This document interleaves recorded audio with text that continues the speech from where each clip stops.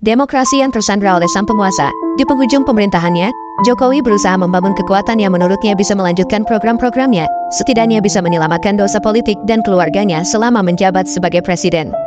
Terlalu banyak dosa dan kejahatan yang tidak bisa ditutupi selama menjadi presiden, membuat hatinya tidak pernah tenang, selalu diselimuti ketakutan dan kecemasan. Sebagai seorang presiden yang mau lengser, seharusnya bersikap negarawan dan netral sebagaimana yang terjadi pada presiden-presiden sebelumnya.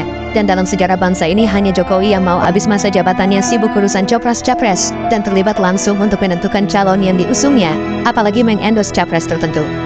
Ada beberapa indikator bagaimana ketakutan Jokowi terhadap masa depan dinilai sangat menakutkan. Jokowi tentu tak ingin kasus mantan Presiden Amerika Serikat Donald Trump yang dijebloskan ke penjara itu terjadi pada dirinya. Inilah manuver Jokowi sebagai bentuk ketakutan akan masa depannya. Pertama, upaya terus mencari cara untuk menunda pemilu atau perpanjangan masa jabatan. Jokowi dengan melibatkan pihak istana terus menggalang dukungan dari musra yang dimotori oleh Luhut, Bahlil, Bamsud dan Lanyala untuk menunda pilkada atau perpanjangan masa jabatan selama 3 periode, sebelum akhirnya ditenggelamkan oleh rakyat. Kedua, skenario capres hanya diisi 2 pasangan agar mudah dibuat kecurangan oleh KPU. Jika hanya 2 calon, suara bisa dibalik, seperti yang terjadi pada 2019, dengan majunya 3 kandidat, Prabowo, Anies, dan Ganjar. Akhirnya skenario ini juga gagal. Ketiga, skenario semua capres adalah all Jokowi's men. Sejak awal, Jokowi tidak menyukai kiprah Anies. Karena Anies akan menggagalkan semua impian Jokowi, maka Anies harus dihalangi untuk maju. Berbagai upaya dilakukan Jokowi terhadap KPK, KPU, dan Partai Demokrat Muldoko. Namun sepertinya langkah ini juga akan berantakan, karena Anies akan lolos sebagai capres. Keempat, kasus KM50. Jika Jokowi lengser dan tidak punya pengaruh, hampir bisa dipastikan akan diusut lagi. Selama Jokowi berkuasa, kasus KM50 tidak mungkin bisa diselesaikan secara serius. Karena akan melibatkan banyak petinggi Polri dan TNI, mungkin juga termasuk Jokowi sendiri. Kelima, kasus tragedi 21 hingga tanggal 22 Mei tahun 2019 yang menewaskan 894 pejabat KPPS yang meninggal secara misterius, akan diusut kembali. Keenam, kasus korupsi putra Jokowi, Gibran dan Kaisang yang dilaporkan Ubaidillah Badrun ke KPK, tapi tidak diusut, akan diselidiki lagi.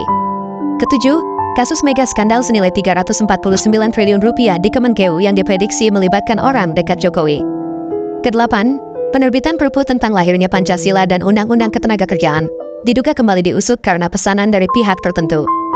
Kesembilan, kasus ijazah palsu dipastikan akan terus dipermasalahkan. Kesepuluh, kasus kriminalisasi ulama, termasuk yang dibunuh, akan terus diusut.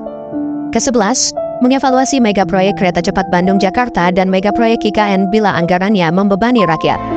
Ketakutan Jokowi terhadap Anies berlebihan, karena Anies adalah orang yang tidak bisa dikompromi dan dikhianati. Ketakutan tersebut membuat langkah politik Jokowi menjadi irasional, manipulatif, melawan hukum dan menghalalkan segala cara. Dalam keadaan panik dan skeptis, Jokowi terpaksa mengandalkan ketergantungannya pada Prabowo yang dinilai mampu menyelamatkan dirinya.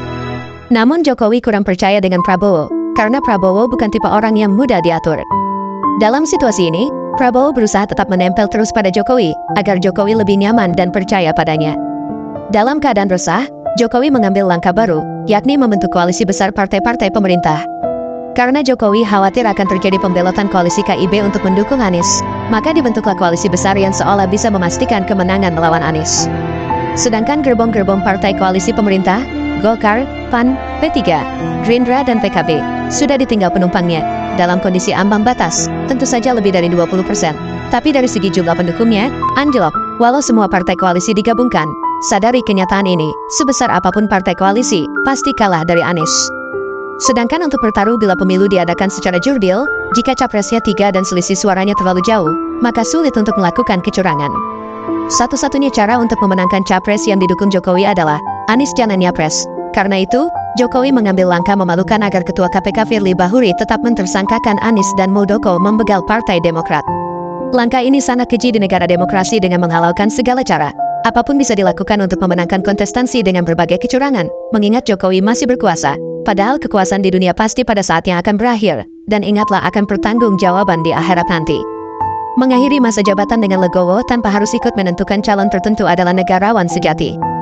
Biarkan demokrasi berjalan sesuai keinginan rakyat, pendam demokrasi cara Orde Baru. Seharusnya presiden jadi contoh yang baik untuk kemajuan demokrasi, Hasil karya pembangunan yang ditorehkan untuk kemajuan negara ini sebagai bentuk amal baik, penerusmu pasti akan menjaga dan melanjutkannya bila itu bermanfaat demi kemajuan bagi bangsa dan negara ini. Dan akhiri masa jabatan dengan husnul khotimah atau akhir yang baik, pasti rakyat akan mengenangmu sepanjang masa. Semoga Allah memberikan jalan terbaik kepada bangsa ini untuk perubahan yang lebih baik.